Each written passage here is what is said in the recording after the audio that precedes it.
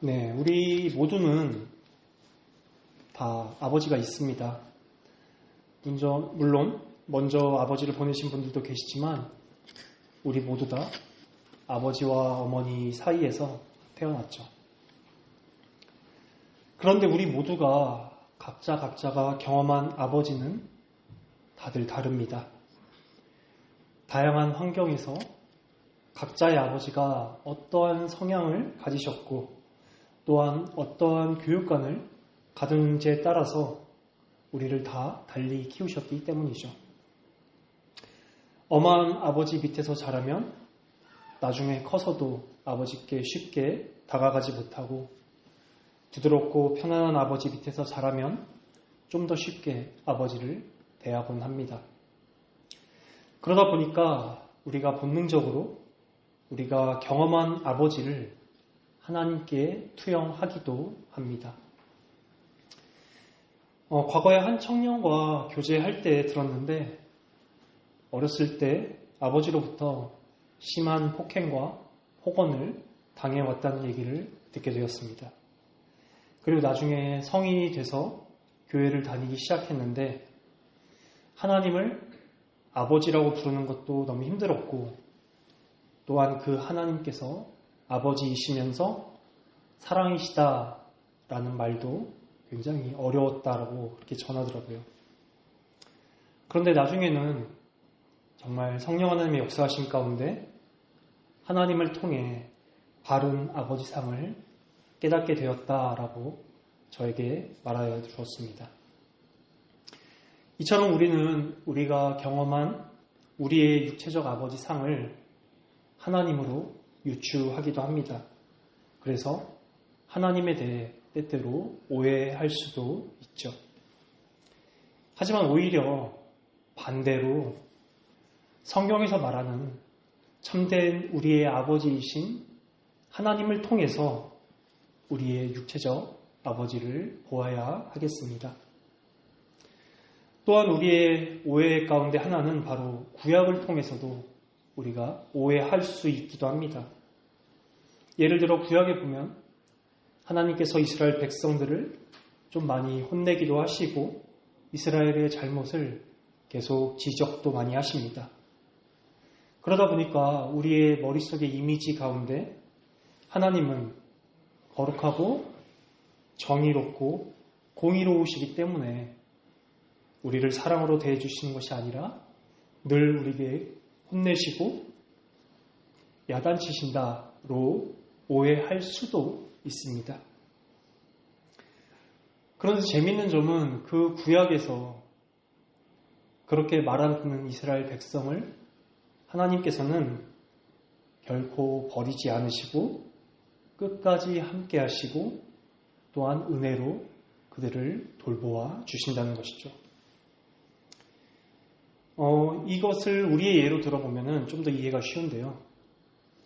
어떤 친구가 있는데 그 친구가 제 앞에서는 생글생글 웃고 말도 이쁘게 하다가도 제 뒤로 가면은 그렇게 주변 사람들에게 제 욕을 계속하고 험담하는 친구가 있다라고 할 때 우리는 어떨까요? 처음에 몇 번은 하지 말라고 주의를 주거나 경고를 하겠죠. 하지만 그게 계속 반복되다 보면 우리는 포기하고 친구 관계를 끊게 될 것입니다. 요즘 말로 손절을 하겠죠. 하지만 우리가 구약에서 볼 수 있듯이 하나님께서는 이스라엘 백성들을 향해 오래 참고 인내하고 사랑으로 기다려 주셨습니다. 그러다가 하나님께서 그 모든 진노와 분노를 다 쏟아내신 적이 있습니다. 바로 십자가 위에 있는 우리 주 예수 그리스도께 하나님께서는 그 모든 진노와 분노와 공의를 다 쏟아내셨죠. 구약 백성의 모든 죄뿐만 아니라 신약시대 백성들, 지금 이 이후에 그리스도 안에 있기로 예정된 모든 자들의 죄까지도 예수님께서는 다 감당하셨습니다. 예수님께서는 십자가에서 성부 하나님의 진노를 달래고 가라앉히고 진정시키셨죠. 십자가를 통해 성부 하나님께서는 정의롭고 공의로우신 분이라는 것이 드러났고 하나님의 진노가 만족되었습니다. 하나님의 진노가 달래지고 그분의 분노가 충족되었으니 우리를 향한 하나님의 본문은 오늘 우리가 읽은 본문의 말씀이기도 합니다. 찬송하리로다. 그는 우리 주 예수 그리스도의 하나님이시요 자비의 아버지시요 모든 위로의 하나님이시며 하나님께서는 자비의 아버지이십니다. 예수님께서 우리를 향해 자비로우신 것은 바로 성부 하나님께서 우리를 향해 자비로우신 것을 보셨기 때문이죠. 요한복음 5장 19절입니다.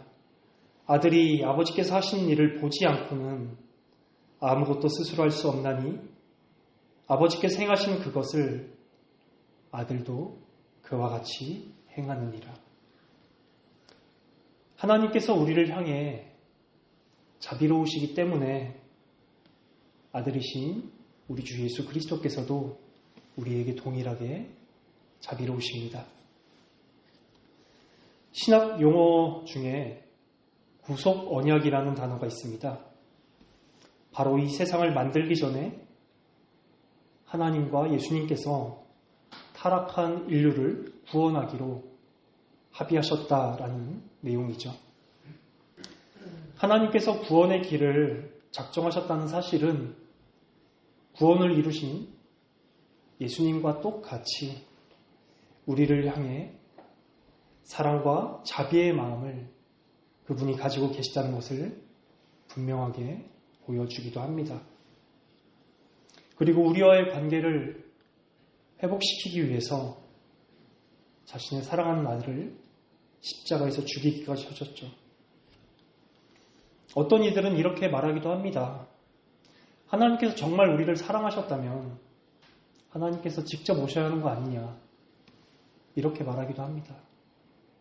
하지만 하나님께서 직접 오시는 것보다 사랑하는 아들을 보내신 그 사랑이 더 크고 위대한 것을 우리는 경험적으로도 알 수 있을 것 같습니다. 어떤 부모가 자기의 자녀를 십자가에 매달아 죽이려고 할까요? 십자가야말로 우리를 향한 하나님의 사랑이 너무나 절실히 보이기도 합니다.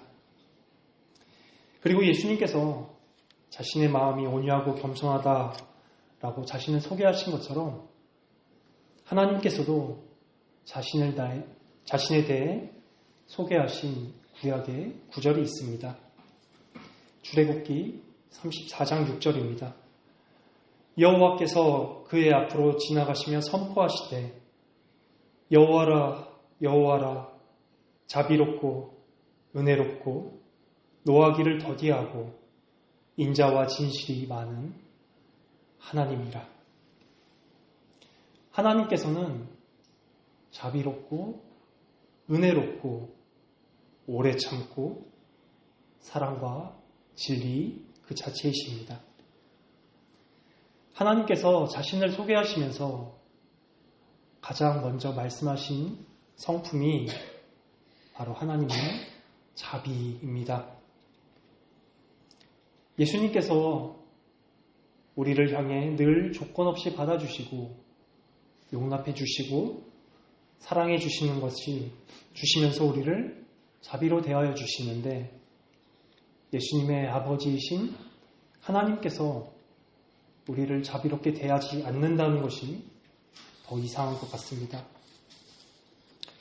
물론 하나님께서는 우리의 아버지이시기 때문에 우리를 사랑하시기 때문에 때로는 아버지가 자녀를 사랑하는 마음으로 우리를 혼도 내십니다.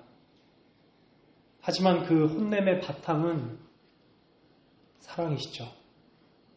사랑하기 때문에 혼도 내고 나쁜 길로 가지 않도록 인도하십니다. 제 아들이 만약 차가 다니는 도로에서 장난치고 뛰는다면 저는 다시는 그러지 않도록 야단치는 것처럼요. 하나님께서 우리를 때때로 혼내시는 것도 그 바탕 안에는 사랑이 담겨져 있습니다. 설교를 정리하도록 할게요.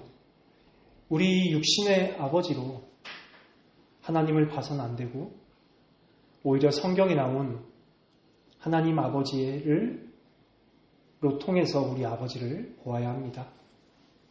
또한 우리의 죄를 향한 하나님의 모든 진노, 분노는 십자가 위에서 예수님께서 다 감당하셨습니다.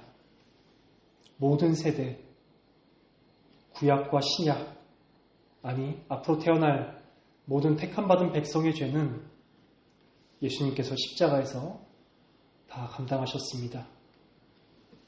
죄를 향한 하나님의 진노가 사라지면 우리는 자비롭고 긍휼이 풍성하신 우리 아버지를 만날 수 있습니다.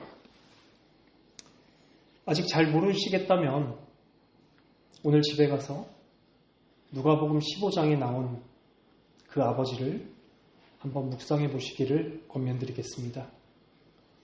집 나간 둘째 아들이 언제 돌아올지 모르지만 마을 어귀에서 사랑하는 마음으로 둘째가 오길 기다렸다가 먼저 발견한 아버지가 계십니다.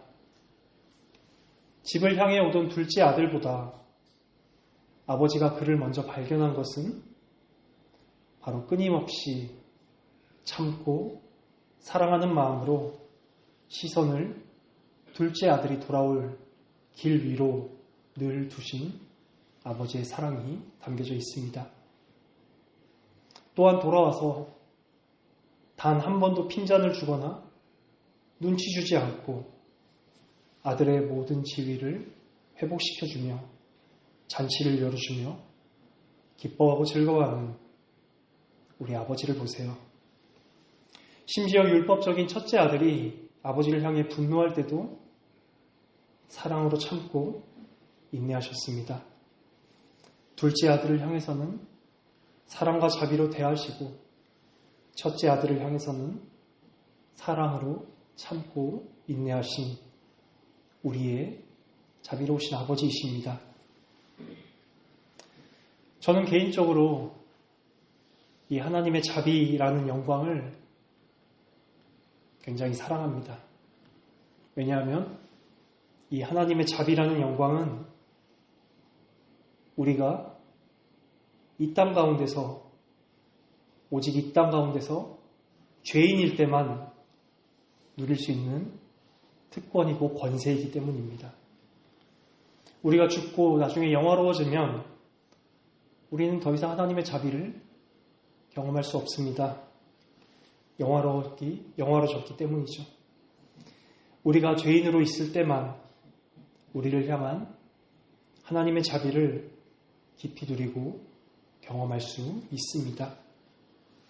우리가 아버지의 자비를 깊이 누리고 경험할 때 우리는 우리 주변의 사람들에게, 우리의 가족들에게, 우리의 친구와 직장 동료들에게 자비로운 사람이 될 것입니다. 이웃의 실수와 잘못에 분노하는 것이 아니라 긍휼과 안타까움으로 바라보고 그 사람을 위해 기도하면서 이러한 문화가 우리 교회 안에 자리 잡게 될 때 세상 사람들은 우리 교회를 보면서 미약하지만 천국의 모습을 보게 될 것입니다. 그리스도께로 오세요.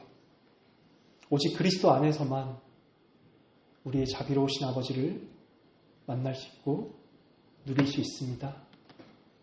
우리의 자비로우신 아버지를 바라보며 감사하고 찬양하고 기뻐하고 경배하는 우리 시민교회가 되기를 간절히 소망합니다.